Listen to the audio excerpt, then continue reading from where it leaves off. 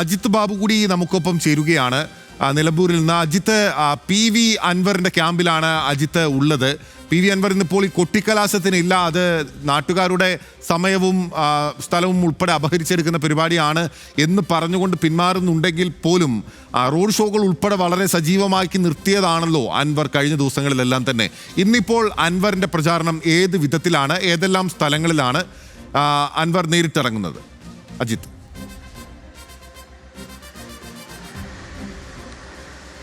ബിനിൽ, ഇത് വളരെ പ്രധാനപ്പെട്ട ഒരു കാര്യമാണ് ബിനിൽ സൂചിപ്പിച്ചത്. അതായത് ഈ തെരഞ്ഞെടുപ്പ് തുടങ്ങിയത് മുതൽ അൻവറിൻ്റെ പ്രചരണ രീതി തികച്ചും വ്യത്യസ്തമായതാണ്. കാരണം നമുക്ക് മുമ്പ് കണ്ട് പരിചയമില്ലാത്തുള്ള രീതിയിലുള്ള പ്രചരണമാണ് അദ്ദേഹം നടത്തുന്നത്. അധികം കുടുംബയോഗങ്ങളില്ല, അതേപോലെ തന്നെ വലിയ തരത്തിലുള്ള ക്യാമ്പയിനുകളില്ല, വീട് കയറിയുള്ള വോട്ടഭ്യർത്ഥികളില്ല. അതിന് പകരമായി ആളുകളെ നേരിട്ട് പോയി കാണുകയും ചില പോക്കറ്റുകൾ കേന്ദ്രീകരിച്ചുള്ള പ്രവർത്തനങ്ങളുമാണ് അദ്ദേഹം ഈ തെരഞ്ഞെടുപ്പിലുടനീളം നടത്തിയത്. ആ രീതിയിലായിരുന്നു അദ്ദേഹത്തിൻ്റെ പ്രവർത്തനങ്ങളാകെ ക്രമീകരിച്ചത്. ആ ഘട്ടത്തിലാണ് ഇത്തരത്തിൽ അൻവറിൻ്റെ ക്യാമ്പിൽ പ്രവർത്തിക്കാൻ ആളില്ലേ എന്നുള്ള വിമർശനം ഉയരുന്നത്. പിന്നാലെയാണ് ഒരു റോഡ് ഷോ നടത്തി. ആ റോഡ് ഷോയുടെ വലിയ പങ്കാളിത്തം ആ റോഡ് ഷോയിൽ ഉണ്ടാകുകയും രണ്ട് ക്യാമ്പുകളിലും LDF-ലും UDF-ലും അത് ആശങ്കയ്ക്ക് വഴി സൃഷ്ടിക്കുകയും ചെയ്ത സാഹചര്യം ഉണ്ടായത്. അങ്ങനെ ഒരു ബോണസായി നിൽക്കുന്ന സാഹചര്യത്തിൽ ഇന്ന് ഏതായാലും കൊട്ടിക്കലാശത്തിന് ഇല്ല എന്നുള്ള പ്രഖ്യാപനം കൂടി, ഒരു വ്യത്യസ്തമായ പ്രഖ്യാപനം കൂടി ഫേസ്ബുക്കിലൂടെ അദ്ദേഹം നടത്തിയിരിക്കുകയാണ്. ആളുകളുടെ യാത്രാ സൗകര്യം ഉൾപ്പെടെയുള്ള കാര്യങ്ങളാണ് പറയുന്നതെങ്കിലും കഴിഞ്ഞ ദിവസത്തെ റോഡ് ഷോയുമായി ബന്ധപ്പെട്ട് 6.5 മണിക്കൂറാണ് ഇത്തരത്തിൽ ആ റോഡ് ഷോ നടന്നത്. ഏതെങ്കിലും ഒരു തെരഞ്ഞെടുപ്പിൽ നമുക്ക് 20 കിലോമീറ്ററിന് മുകളിൽ ഒരു റോഡ് ഷോ നടന്നതായി നമുക്ക് അറിയില്ല. അത്രയും വലിയ രീതിയിൽ സമയമെടുത്ത് വലിയ ബ്ലോക്കൊക്കെ ഉണ്ടായിട്ടും ആ റോഡ് ഷോ 6 മണിക്കൂർ നീണ്ടു നിന്നു.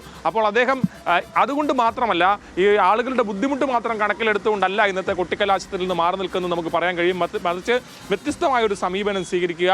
ഈ കൊട്ടിക്കലാശവുമായി ബന്ധപ്പെട്ട ഫ്രെയിമുകളിൽ, അതായത് നമുക്കറിയാം വലിയ തരത്തിലുള്ള പങ്കാളിത്തം രണ്ട് മുന്നണികൾക്കും ഉണ്ടാകും. അവിടെ വ്യത്യസ്തമായ ഒരു സമീപനം സ്വീകരിക്കുക എന്നുള്ളൊരു നിലപാട് കൂടിയാണ് അൻവറിൻ്റെ ഭാഗത്തു നിന്നുണ്ടായിരിക്കുന്നത്. ഈ സമയത്ത് അൻവർ ആളുകളെ നേരിട്ട് കണ്ട് വോട്ട് അഭ്യർത്ഥിക്കുന്ന ഉൾപ്പെടെയുള്ള രീതികളിലാണ് ക്രമീകരിച്ചിരിക്കുന്നത്. പ്രത്യേകമായി കുടുംബ കേന്ദ്രങ്ങളൊക്കെ കേന്ദ്രീകരിച്ച് സന്ദർശിക്കാനുള്ള തീരുമാനമാണ് എടുത്തിരിക്കുന്നത്. ഇന്ന് അൻവർ ഉച്ചയ്ക്ക് മുമ്പ് മാധ്യമങ്ങളെ കാണുന്നുണ്ട്. രാവിലെയാണ് മാധ്യമങ്ങളെ കാണാൻ തീരുമാനിച്ചിരുന്നെങ്കിലും ചില ഉത്തരവാദിത്തങ്ങളുമായി ബന്ധപ്പെട്ട് അദ്ദേഹം ഉച്ചയ്ക്ക് മുമ്പ് മാധ്യമങ്ങളെ കാണുമെന്നാണ് നിലവിൽ അറിയിച്ചിരിക്കുന്നത്. അൻവർ ക്യാമ്പിൻ്റെ വിലയിരുത്തൽ, ഈ മണ്ഡലത്തിൽ പ്രത്യേകിച്ച് അൻവറിന് കഴിഞ്ഞ 2 തവണയും LDF-ൻ്റെ സ്വതന്ത്രനായി മത്സരിച്ച ഘട്ടത്തിൽ ലഭിച്ച വോട്ടിൽ ഒരു വലിയ പാറ്റേൺ വോട്ടുകൾ അൻവറിൻ്റെ സ്വന്തമാണ്. അൻവർ എന്ന വ്യക്തിക്ക് ലഭിച്ച വോട്ടുകളാണ്. ആ വോട്ട് പ്ലസ് ഇന്ന് ഇപ്പോൾ ഭരണവിരുദ്ധ വികാരവുമായി ബന്ധപ്പെട്ട വോട്ടുകളും അതോടൊപ്പം ഈ സ്ഥാനാർത്ഥിയുമായി അതാണല്ലോ ഏറ്റവും പ്രധാനപ്പെട്ട കാര്യം. അൻവർ ആരുടെ സ്വപ്നങ്ങൾക്ക് മറയായി വീഴും, അല്ലെങ്കിൽ അതിന് ആരുടെ സ്വപ്നങ്ങൾക്ക് മുകളിലുള്ള ആറ്റം ബോംബായി മാറും അൻവർ, അല്ലെങ്കിൽ ആ കത്രിക എവിടെ പൂട്ടും എന്നുള്ളതാണല്ലോ പ്രധാനപ്പെട്ട ആകാംക്ഷ ഉയർത്തുന്ന കാര്യം. അപ്പോൾ അൻവർ ആദ്യഘട്ടത്തിൽ ഉയർത്തിയ പിണറായിസത്തിനെതിരെ ആന്റി പിണറായിസം എന്ന മുദ്രാവാക്യമാണോ, അല്ലെങ്കിൽ തെരഞ്ഞെടുപ്പ് സ്ഥാനാർത്ഥിത്വം പ്രഖ്യാപിക്കുമ്പോൾ ഉയർത്തിയ ആന്റി സതീശനിസം അല്ലെങ്കിൽ ആന്റി ആര്യാഡ്നിസം, ഏത് മുദ്രാവാക്യത്തിനാണ് അൻവർ ഇപ്പോൾ പ്രാധാന്യം നൽകുന്നത്? ആർക്കെതിരെയാണ് അൻവറിന്റെ പോരാട്ടം അവസാന ഘട്ടത്തിൽ? ബിനിൽ, വളരെ രസമുള്ളൊരു ചോദ്യമാണത്. കാരണം ഈ തെരഞ്ഞെടുപ്പുമായി ബന്ധപ്പെട്ട് നിരവധിയായിട്ടുള്ള വിഷയങ്ങൾ ചർച്ച ചെയ്തൊരു തെരഞ്ഞെടുപ്പാണ്. വളരെ കുറച്ച് ദിവസങ്ങളെ ഉണ്ടായിരുന്നുവെങ്കിലും ഒരുപാട് വിഷയങ്ങൾ ചർച്ച ചെയ്ത് കടന്നുപോയ തെരഞ്ഞെടുപ്പാണ്. പക്ഷേ അൻവർ തുടക്കം മുതൽ അവസാനം വരെ പറഞ്ഞത് 3-4 കാര്യങ്ങൾ മാത്രമാണ്. അതൊന്ന് മലയോര മേഖലയിലെ ജനങ്ങളുമായി ബന്ധപ്പെട്ട പ്രശ്നങ്ങളുമായി ബന്ധപ്പെട്ടാണ്. 2 സർക്കാർ വിരുദ്ധ പിണറായിസത്തിനെതിരായിട്ടുള്ള ഒരു തെരഞ്ഞെടുപ്പാകുമെന്നുള്ളതാണ്. മാത്രമല്ല 3 ഈ സ്ഥാനാർത്ഥിയുമായി ബന്ധപ്പെട്ടും VD സതീശൻ്റെ നിലപാടുമായി ബന്ധപ്പെട്ട കാര്യങ്ങളാണ്. ഇത് തന്നെയാണ് ഈ ദിവസങ്ങളിലും ഇപ്പോഴും അൻവർ ആവർത്തിക്കുന്നത്. ജമാഅത്തെ ഇസ്ലാമിയുമായി ബന്ധപ്പെട്ട പ്രശ്നങ്ങളൊന്നും അദ്ദേഹം സംസാരിക്കാൻ അത് ഏറ്റെടുക്കാൻ തയ്യാറായില്ല.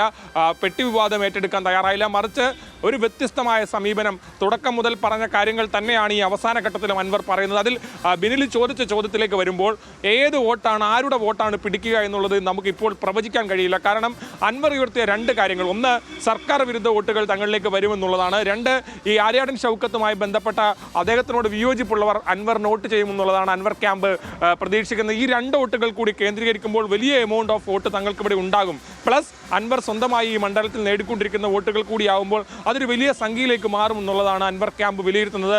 അതിനനുസരിച്ചുള്ള ക്രമീകരണം തന്നെയാണ് അവരുടെ ഭാഗത്തു നിന്നുണ്ടാകുന്ന കണക്കുകൂട്ടലുകളെല്ലാം അങ്ങനെയാണ് നിലനിൽക്കുന്നത്. പക്ഷേ പ്രധാനപ്പെട്ട കാര്യം എന്താണെന്ന് വെച്ചാൽ നേരത്തെ തന്നെ ഒരു പ്രധാന കാര്യം ഉണ്ടായിരുന്നത് LDF UDF തമ്മിലാണ് ഫൈറ്റ് എന്ന് വന്നതോടുകൂടി അൻവറിന് വോട്ട് ചെയ്യാൻ നിന്നവർക്ക് തന്നെ ഒരു കൺഫ്യൂഷൻ ഉണ്ടായിരുന്നു. പക്ഷേ ഈ കഴിഞ്ഞ ദിവസം റോഡ് ഷോയിലൂടെ ആ വിഭാഗം ആളുകൾക്ക് ഒരു കോൺഫിഡൻസ് കൊടുക്കാൻ അൻവറിന് കഴിഞ്ഞിട്ടുണ്ട്. അതുകൊണ്ട് തന്നെ ഏത് നിലയിൽ എത്ര അളവിൽ ഏതുവരെ വോട്ട് അൻവർ പിടിക്കുമെന്നുള്ളത് വളരെ നിർണായകമാണ്. അത് LDF പോക്കറ്റിൽ നിന്നാണോ UDF പോക്കറ്റിൽ നിന്നാണോ വോട്ട് പിടിക്കുക എന്നുള്ളത് തന്നെയാണ് ഈ തെരഞ്ഞെടുപ്പിന്റെ ജയപരാജയങ്ങളെ നിർണ്ണയിക്കുക എന്ന കാര്യത്തിൽ യാതൊരു തർക്കവുമില്ല. ബിനിൽ.